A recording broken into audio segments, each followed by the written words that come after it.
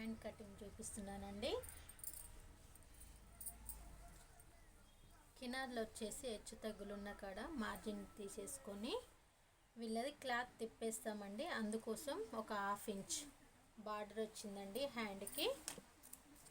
వీళ్ళ చేతి పొడవు వచ్చేసి 10 ఇంచులు, పైన కుట్టు కోసం ఒక 1/2 ఇంచ్. ఇక్కడ కూడా అదే 10 ఇంచులు తీసేసుకొని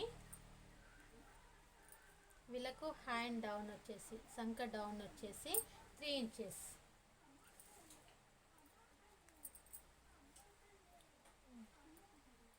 హ్యాండ్ డౌన్ దగ్గర ఒక మార్జిన్, హ్యాండ్ పొడవు దగ్గర ఒక మార్జిన్ తీసుకొని, ఈమె చిన్న సైజే కాబట్టి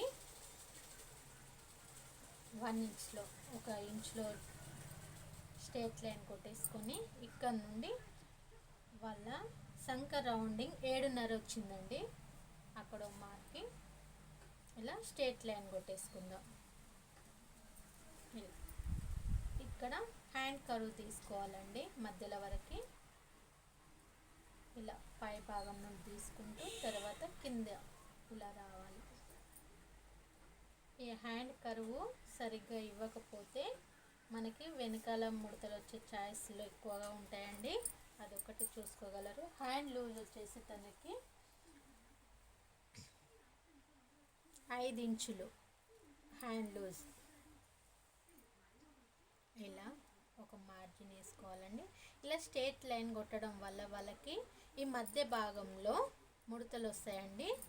అలా ఉన్నప్పుడు దీనికి కింది మార్కింగ్కి సంక మార్కింగ్కి మధ్యలో ఒక 1/2 ఇంచు లోపలి వైపు మార్కింగ్ చేసుకొని ఇలా కుట్టు వేసారనుకోండి కరెక్ట్ ఫిట్టింగ్ వస్తుందండి. మధ్యలో ముడతలు రాకుండా కరెక్ట్ హ్యాండ్ కర్వ్ అనేది వస్తుందండి.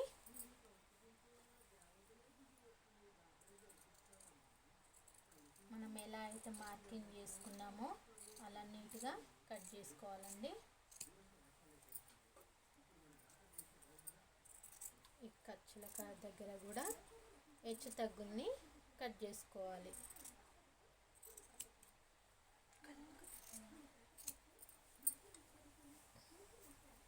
సెంటర్లో ఒక డాట్, ఫస్ట్ కుట్టు దగ్గర ఒక డాట్ ఇలా కట్ చేసుకోవాలి. తర్వాత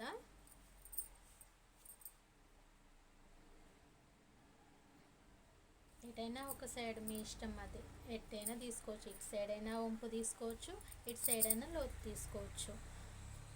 ఇప్పుడు మనం నా కొలత పద్ధతిలో చూపిస్తానండి. ఈజీ మెథడ్ అండి ఇది.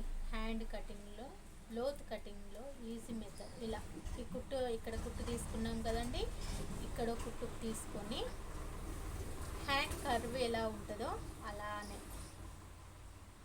ఇలా దీనికి యాడ్ చేయాలండి. ఇలా తీసుకున్న తర్వాత మనం ఏదైతే ఫస్ట్ కుట్టు తీసుకున్నామో పైన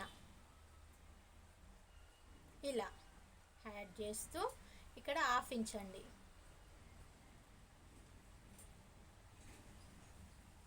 ఈ కర్వ్ ఇలా తీసుకుంటే మనకి హ్యాండ్ లోత్ అనేది పర్ఫెక్ట్గా వస్తుందండి. ముందు భాగంలో ముడతలు అనేటివి రాకుండా ఉంటాయండి. ఇలా ఇది ముందు భాగం అని తెలియడం కోసం ఒక డాట్.